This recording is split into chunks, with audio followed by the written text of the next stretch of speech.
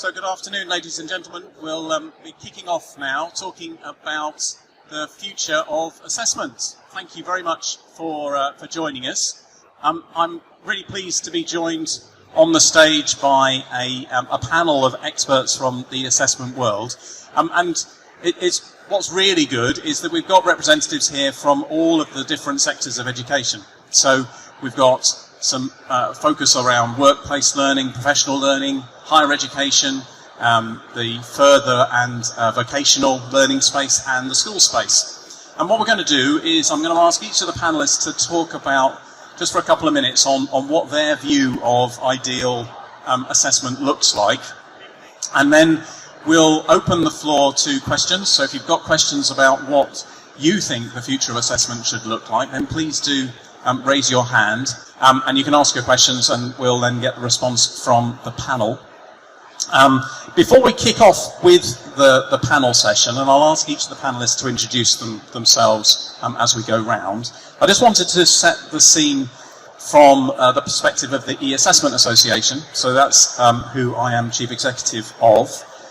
We are a professional membership body that's dedicated to supporting and propagating best practice in the use of technology in assessment. We're a free-to-join organisation, so if assessment is your thing or you're interested in finding out more about best practice in assessment, then please do become a member. The little banners on each side have got a QR code which you can just scan. It will take you straight to the website where you can sign up. It just takes a couple of minutes. And we've got 3,000 members worldwide who are all part of this community, as I say, which is all about trying to support and advance the use of technology in assessment. We're also supported by a range of commercial sponsors. That's how we afford to do the stuff that we do. And you can see some of those organisations up on the screen here. And they range quite widely from organisations who deliver technology, but also to awarding bodies, exam awarding bodies, and even regulators who are involved in trying to support changes in the use of technology in assessment. If this is an area that is of particular interest to you, then I just also wanted to flag up that we hold a conference each year. This year it's in central London, not very far from here, near Tower Hill, on the 21st and 22nd of June. If you're interested in finding out more about that, then again, go to the eAssessment website and you'll find a link there to the conference. But at that point, I want to go back and bring the panel into the conversation. So we've been through quite a lot of change in the last couple of years with the pandemic, particularly around supporting learning and assessment. And of course there was significant disruption to the way that we delivered our assessments in the normal course of events through the pandemic. And so it's quite topical, I think, to be talking about what assessment might look like in the future. And some of you might feel that we have the right approach to assessment now. Some of you might think that we need to change it and it needs to be evolved and move forward. So hence the session today. And I'm going to come to each of the panelists and ask what their perception is of what assessment should look like moving forward. I'd like to start by introducing Paul Roche as VP of International Business Development at Learnosity. Paul, do you want to tell us about your view on the future of assessment? Yes, thanks Matt for the introduction. Good afternoon everyone. As Matt mentioned, I work with Learnosity. Learnosity is a global organisation. We sit behind the scenes powering many of the leading platforms for assessment worldwide, and we have offices across the globe, from Sydney to the US to the UK here in Dublin as well, in Ireland, where I'm from. And I suppose our view is based on what we see coming through. We currently take about 17 billion questions a year with about 40 million active learners, and from that size of a data set, the future of the learning assessment landscape to us is on inclusivity and accessibility, and trying to provide a level playing field for all that are involved. Satya Nadella, the CEO of Microsoft, talks about how, accessibility is not a bolt-on that needs to be designed into all applications, and that's what we believe. And when we talk about accessibility and inclusivity, it's everything from language, multiple language access into assessments, It's closed captions. It's supporting technology inequitability in terms of broadband access, being able to provide offline access to assessments, and driving that area whereby no one is discriminated. And technology, through the pandemic we've just come out of, has really demonstrated that that's possible, but it does take planning. And for us, it's inherent in the design of applications. And I think when schools, and I'm an ex-school teacher myself, but when schools and colleges look at what they're putting in place, they really do need to see how that's going to work for the students. Is it available to everyone? Is it fair? And then also in terms of the shape of the questioning, the type of question types, what's involved, being flexible. So for us, it's really about a focus on inclusivity and accessibility for all. And we feel that that's going to be the foundation over the next coming years about how applications are developed and brought forward. That's brilliant. Thank you, Paul. And I think you're right. When you're thinking about change, whatever it is, you've got to think about the end user at the forefront, and accessibility is clearly a key part of that. So, moving on, I'd like to introduce our next panelist, Shane Sutherland, who's the founder and CEO of an organisation called PebblePad, who, I meant to say this at the beginning, all of us on the panel today are former teachers. Shane has an HE background. So Shane, over to you. What does the future of assessment look like in your eyes? Thank you, Matt. I'm not sure any of us can be really certain about what the future looks like, but we'll take a stab at it. So yes, I'm from PebblePad. It's a learning journey platform. It's used primarily in higher education. And I think that's my lead-in to say that I think assessment is largely contextual, and it depends on what you're really trying to do. And I think the purpose of assessment in higher education is to turn out confident and autonomous learners. And you can't turn out confident and autonomous learners if you do assessment to them. I think they have to be part of the assessment process. They have to learn the skills of assessment. So I think it begins with outcomes which are ideally co-created or at least negotiated with the students, where those outcomes and the assessment criteria are clear and clearly understood. Because when they're clearly understood, and when students know what good looks like, they can start to make their own judgments around their own progress and achievement, and they can make judgments about their peers' progress and achievement. And I think that starts to point to assessment being part of the learning process itself. And in that regard as well, I think assessment is part of a dynamic with content and those learning outcomes. And if you fiddle with one of them, you should be looking at the other two. So for example, if you change the assessment method, you should be looking at your content to make sure that your content supports and enables students to be successful in the assessment method that you then offer them. I think the assessment should be drawn from a broad pool of different assessment methods, because that makes it also equitable and it makes it fairer across a broad range of skills and aptitudes. And I think all of these things also help to develop self-regulated, reflective, creative learners when there are a range of assessment methods to get engaged with. I think the other thing that's really important to me around assessment is it should lead to feedback which is iterative, which is ipsative, so it guides the student on their own personal professional development, and it's dialogic. It should never be one way, it should be part of a conversation. So perhaps a little bit aspirational, but that's what my shopping list for assessment and good assessment looks like. Brilliant, thank you, Shane. And I think that what good looks like in the student's eyes is so important, because how can you help them to do better? How can you help them to move forward if they don't understand that journey that they're on? And I think that's one of the biggest challenges we have with effective assessment is helping the students understand their journey as they're moving forward. And we could talk for a long time about that, so we'll park it for a minute and maybe come back to it in a little bit. So I'd like to introduce the next panelist. So Philip Lefebvre is the Chief Strategy Officer at the awarding body NCFE, who many of you will know from their work in the vocational and further education space. Philip, what does good assessment look like in your eyes? Great. Well, thank you very much. So at NCFE, we are an organisation that assesses about 400,000 learners every year. So assessment's core to our business. And as an educational charity, we've been thinking about what we want assessment to look like in the future.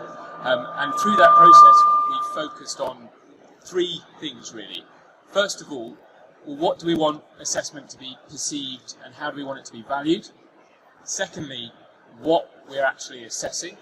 And thirdly, the assessment experience and the features of that assessment. On the first, in terms of perception and value, what we talk about in NCFE is assessment beyond exams. Clearly, we're an exam body, exams are important, but we want that understanding and value in assessment to be much more broadly understood, bringing in things like formative assessment and rebalancing from where we are today, which in our view is too heavily focused on summative, and we do need to rebalance. We also want the value of assessment to be seen by all stakeholders, teachers, learners and employers, and what Dylan Williams says around it being the bridge between teaching and learning, we want it to be seen as that. In terms of what gets assessed, clearly again we see the importance of technical skills and knowledge, but we want a much broader definition of what we actually assess. So thinking about essential skills, problem solving, critical thinking, resilience, these are so important, particularly in our world in terms of preparing people for the world of work. So a complete redefinition of what is actually assessed. And also adapting to that learning journey so we get genuine recognition of prior learning as part of that assessment journey, not just taking everyone through the assessment as if they're all the same. That links to the final point around the features of assessment and the experience. So Paul, you talked about inclusivity. We talk about assessment being inclusive by design. So really understanding the context of the learner and actually adapting to that and tailoring it. We also absolutely need it to be robust and credible. That's a fundamental. We also want it to be delivering recognisable value to those learners. Now, that's a credential, yes, but also value in terms of them helping to understand themselves, where they're at in their learning journey, and what the next step needs to be for them. In terms of the experience, we need it to be on-demand and multi-channel, so it's much more accessible, and again, linking back to that inclusivity point.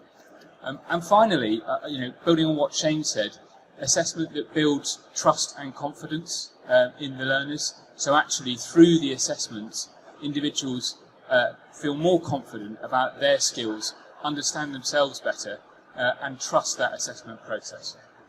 Brilliant, thanks Philip. And I think that what we assess and a clear understanding of what we're going to assess is key to making any system work effectively moving forward. So no, thank you very much for all of that. That was really good.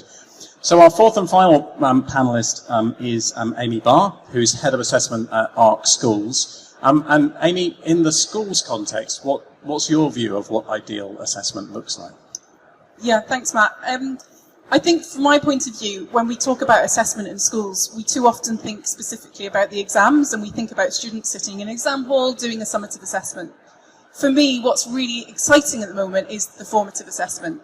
And that's really what our schools should be focusing on a day-to-day basis, and doing really, really regular formative assessments. For me, a formative assessment has to be really granular. We have to be really focusing in on what students know, what they don't know, what their misconceptions are, and using that as a vehicle to improve teaching and learning, and also to improve students' engagement in their learning. Formative assessment questions can be really hard to write. Writing a really strong question that really gets to the bottom of whether or not a student understands something is hard. And so the use of technology to be able to write those questions and share those questions is going to be really, really important in terms of of improving the quality of assessments in schools, and particularly when you have standalone schools who maybe don't have the power of a network like my schools are lucky to have. Having access to that is going to be really useful for them. I also think that we need to be viewing assessment as a learning opportunity. So the fact that students do an assessment is learning of itself. It means that students are having to retrieve information. It flags to them what the important things are that we need them to remember. And that means that the assessments need to be really focused on the curriculum that's been taught. So it's important that all of the assessments that we do with our students are totally focused on the curriculum, and not these kind of generic assessments that we sometimes see being sold and used by schools that are perhaps not as informative for their learning. I think a really strong assessment can really strengthen learning of students, and it really informs teaching practices and can really drive the improvement of teaching and learning in the classroom. So for me, assessment needs to be really regular. It needs to be low stakes. My dream is that you walk into a classroom and you ask a student why are they doing an assessment, and they're really clear that the purpose of that assessment is to understand what they know and what they don't know, and to help them and their teachers to figure out what to do next to improve their learning. I also think that the revolutions that we've had in technology over the last few years means that we can really drive down workload for teachers. I think if you ask most teachers, they would say that one of the biggest workloads is marking assessments, inputting data, analysing assessments. And what we can really do with the use of technology is we can eliminate a lot of that, get students doing assessments online, get that analysis to them straight away so that they can spend their time instead thinking about how the results of that assessment really drive what's going to happen in the classroom the next day, the next week, and really close those gaps in any knowledge gaps that students have. So yeah, that's it for me.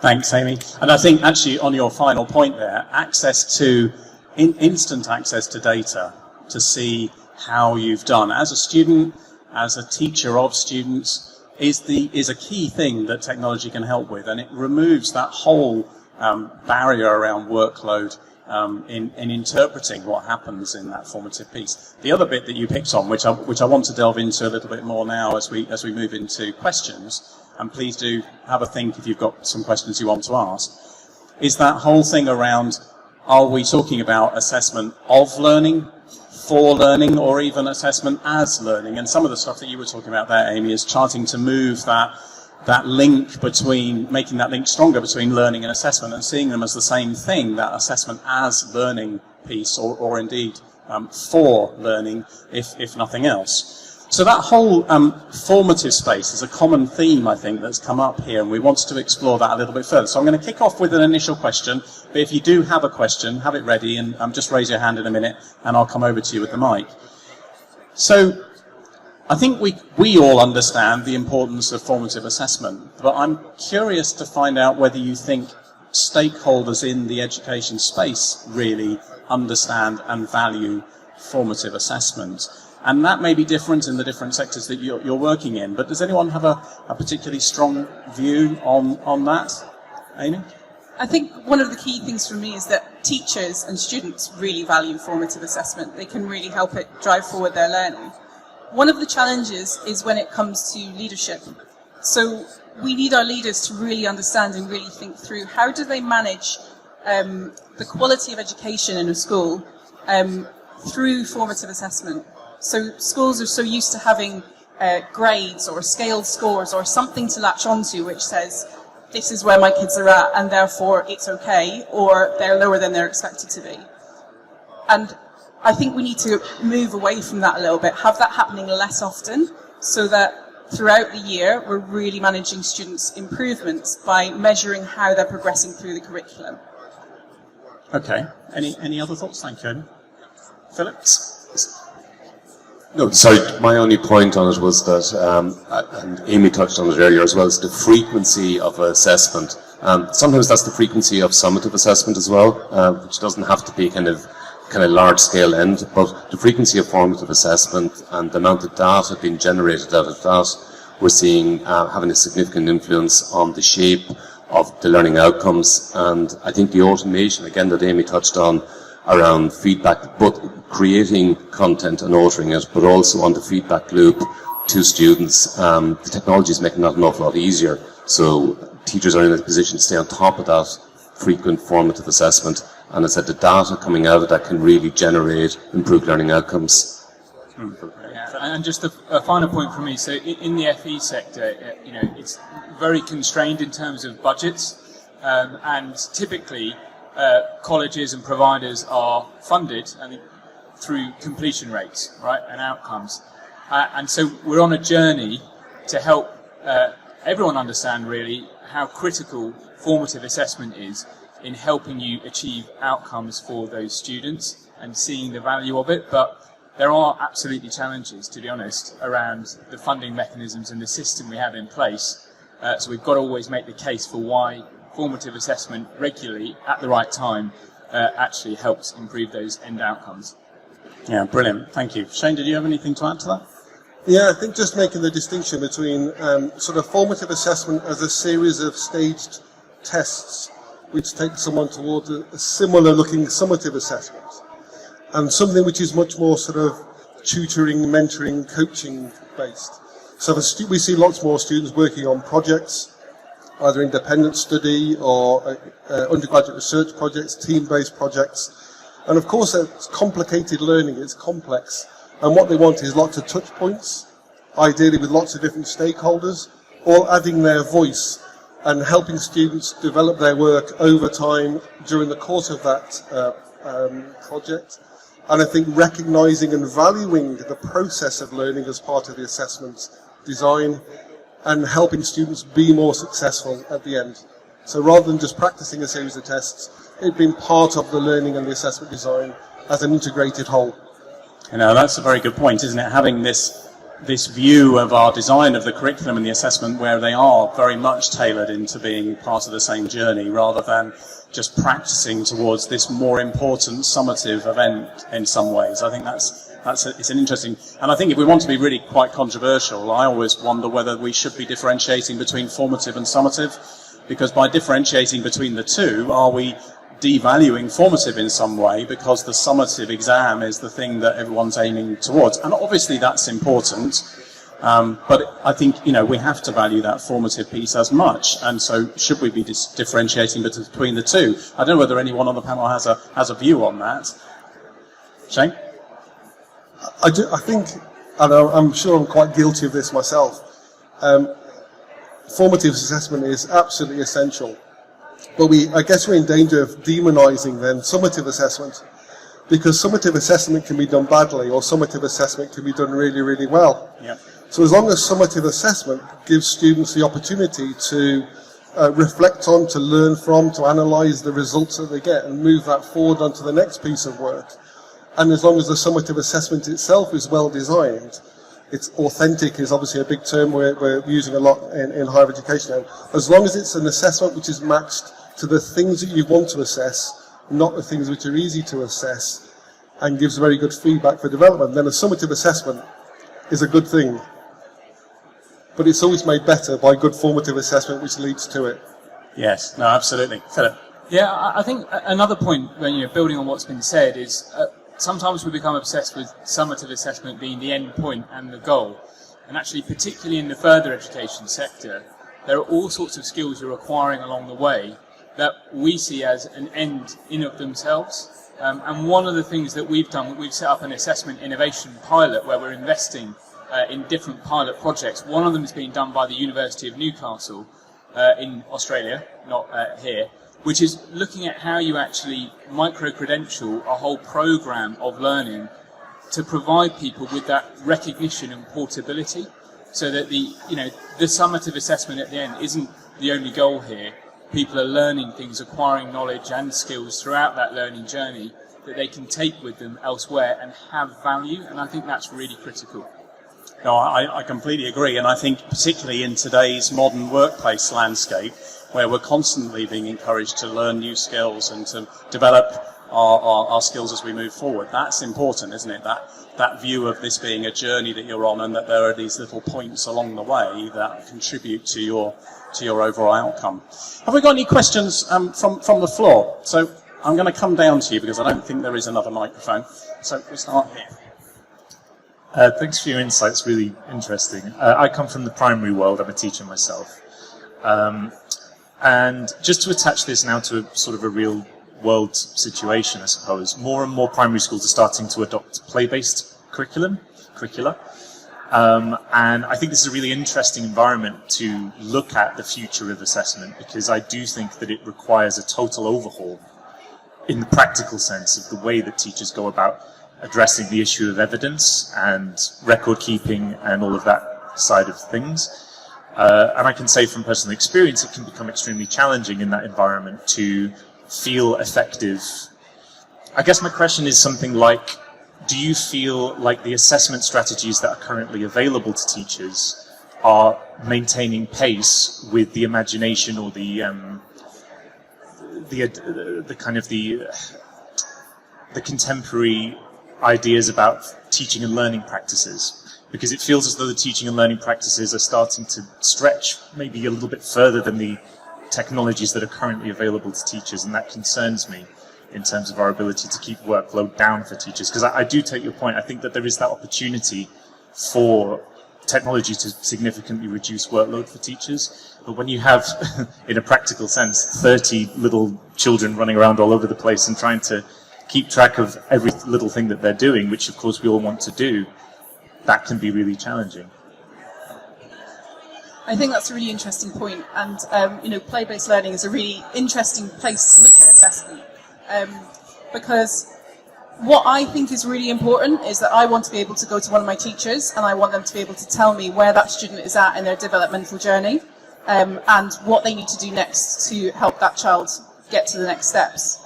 And we need to think really carefully about what information we need to record around that. And I think EY is a really interesting example in that what I don't want is my teacher stuck behind an iPad taking pictures and writing detailed explanations of exactly what's happened in their classroom. I want them to know where they are on the developmental journey. And maybe we need something to track that, because you're never going to be able to hold all of it in your head. But we need to be really conscious about balancing that need to track students' progress and that need for the teacher just to actually know in their head where that child is at and know every single child in their classroom really well. And teachers can do that without records and spreadsheets and all of that sort of thing. Brilliant. Anyone else want to come in on that? Shane? I know nothing about primary education, but I do know that play and creativity and problem solving is becoming a bigger part of the HE curriculum. I think rather than go to a teacher and say, how are these students doing, I'd want to go to a student and say, how are you doing? And I think one of the problems is when you are engaged in experiential learning of any kind, it's sometimes very difficult to recognise the skills that you've developed. And one of the, we in our community, we talk often about the skills articulation gap rather than the skills gap. Students have the skills that are essential to their future success, but they don't always know it. They can't always talk about those skills or evidence them. So I think all for play, all for creativity, seeing more and more of it, but helping students to recognise the things they have learned, the things they've developed, and to be able to evidence those, becomes a really important function of the learning and teaching transaction, I think, and enabling students to then say how far they are on their journey. Brilliant. Thank you. Yeah, I was just going to add a comment. I think it goes back to something I was saying earlier, which is what are we actually trying to assess, and I used to be a primary school teacher. It's a long time since I was, but across different systems, so whether it's primary, secondary, further ed, or even higher ed, I think we've got to have a pretty fundamental look at what are we trying to achieve through learning and education, and is that fit for purpose? Because a lot of institutions, primary schools, colleges, etc., are quite understandably being forced to teach and assess in certain ways to achieve outcomes within the framework that we currently have. I think we do need to fundamentally look at that and think, what are those skills, behaviours that we deem are fit for the 21st century, and then adapt our systems and our assessment approaches accordingly. So it does require some broader systemic change in my view. Brilliant. Thank you. Other question? Gentleman here, come to the back. So I'll do him and I'll come back to you. Thanks, everybody. It's been really great so far. The pandemic is a long way from being over. And aside from being a teacher and a medtech guy, I'm also a dad I've got children in primary and secondary school. All of them are at home because their schools are closed at the moment due to lack of teaching staff, which is obviously creating a really sort of peripatetic or staccato version of learning. Do you guys think that assessment could be sort of the thread of continuity that can help us through that situation? Because I certainly see no sign of it changing anytime soon.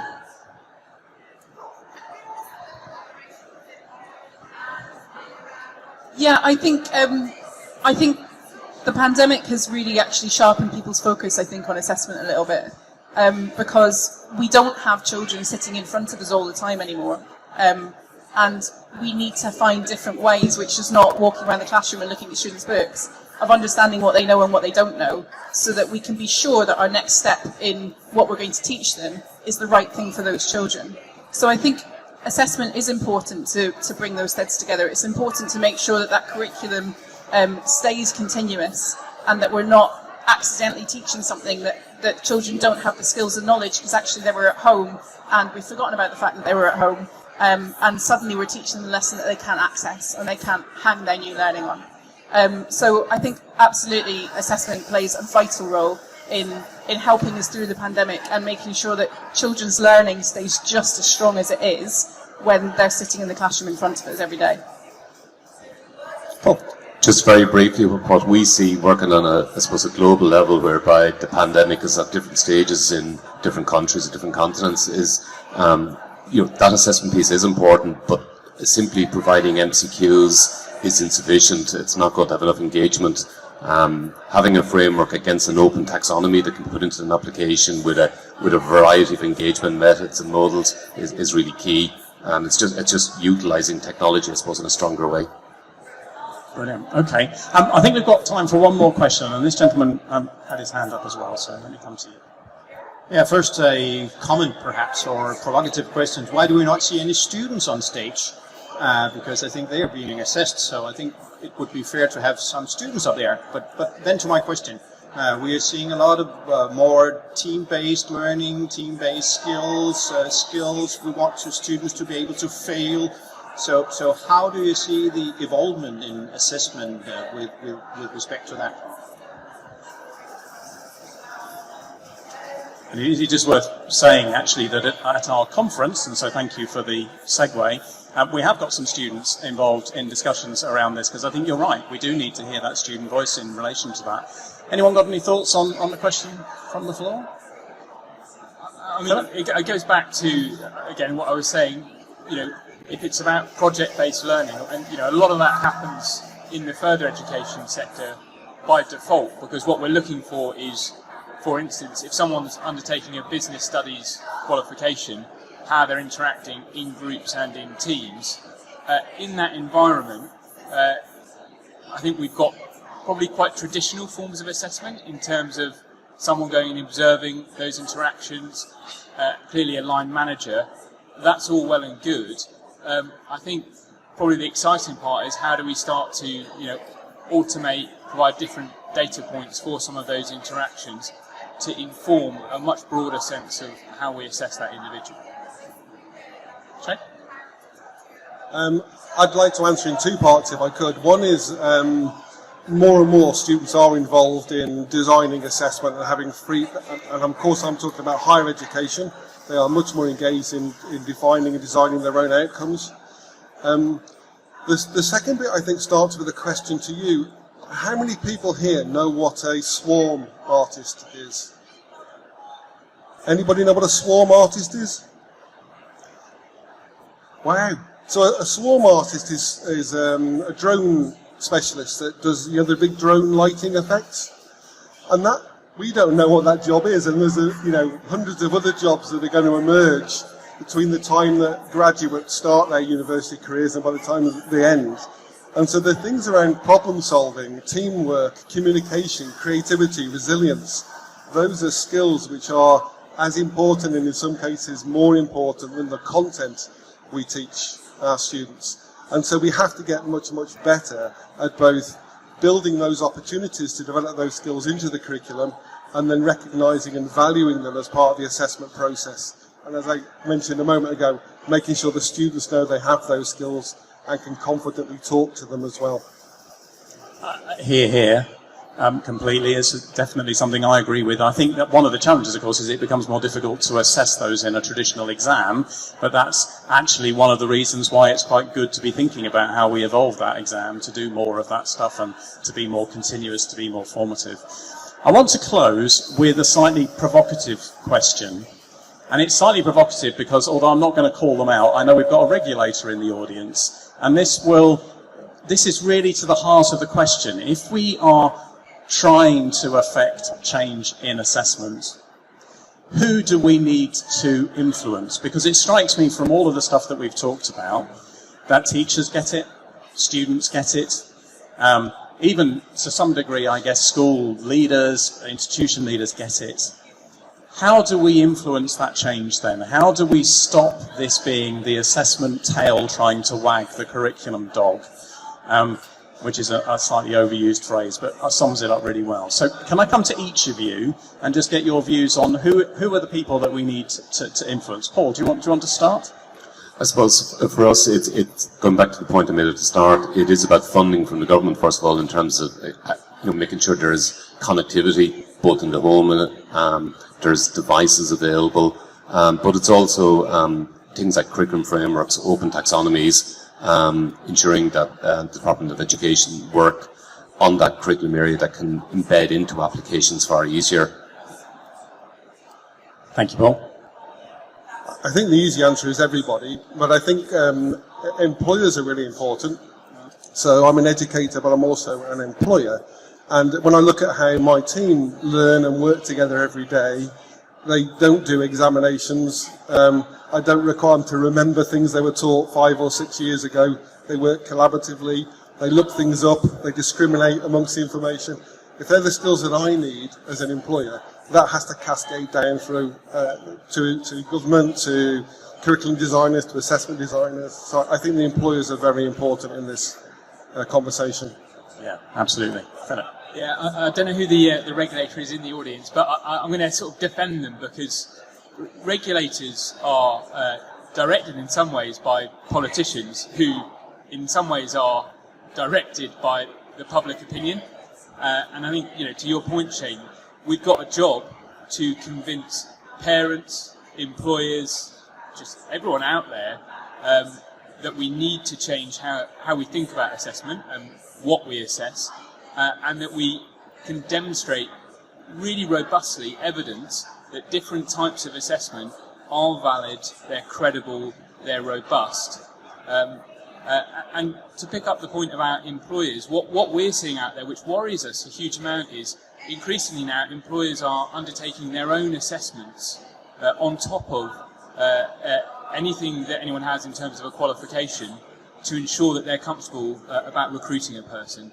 That, for me, is a feature of a broken system, and we've got to respond to that and think about what is it that employers are looking for in young people and people across all ages, really, and how do we adapt our assessment focus on what's assessed and approaches in line with the skills that Shane mentioned that are really important: self-efficacy, communication, teamwork, confidence, problem solving. The skills that are going to help everyone adapt in an environment that I think we can all agree is shifting and changing far too rapidly for people to just acquire a technical skill or a bit of knowledge and think that they've got it and they're fine. Brilliant, thank you. And Amy? So I think I agree with everything that's been said so far, and I think we've covered the kind of employers aspect quite well. So I think I'd add to it by saying parents and general public. I think one of the things that really holds us back from kind of really changing the way in which we assess in schools is the fact that parents just want to know where their child is at. What grade are they working at? And they feel like without that information, they don't understand how their child's getting on in education. There's so much other rich information that we could give a parent that is actually more actionable than a grade or a score. And I think if we can convince parents of that, I think we'd really be in a strong position to be able to affect change in the way we assess. Fantastic. And it is worth reflecting, and it wasn't the same person that's in the audience. I'll let them off. I had a conversation with the Department for Education a couple of years ago and talking about change and assessment. And they were saying, but schools don't want change. And so if you agree that we do need to change, and that this panel discussion has helped you think about that, then please do make your voices heard, because it will be difficult to get change unless grassroots people want that change. And that includes parents and students and teachers and everyone else in that ecosystem. So just quickly to close, just again, little plug to remember the E-Assessment Association Conference, 21st and 22nd of June. If you are interested in exploring this further, then please do come along. It would be great to see people there. And finally, do sign yourself up as a member if this is an area of interest. Remember, it's completely free to join. Just scan the QR codes or go to e-assessment.com. I'd like to finish by saying thank you very much to Amy, Philip, Shane and Paul for sharing their information insight. I hope you've enjoyed the session. And thank you to all of you for coming along. Thank you.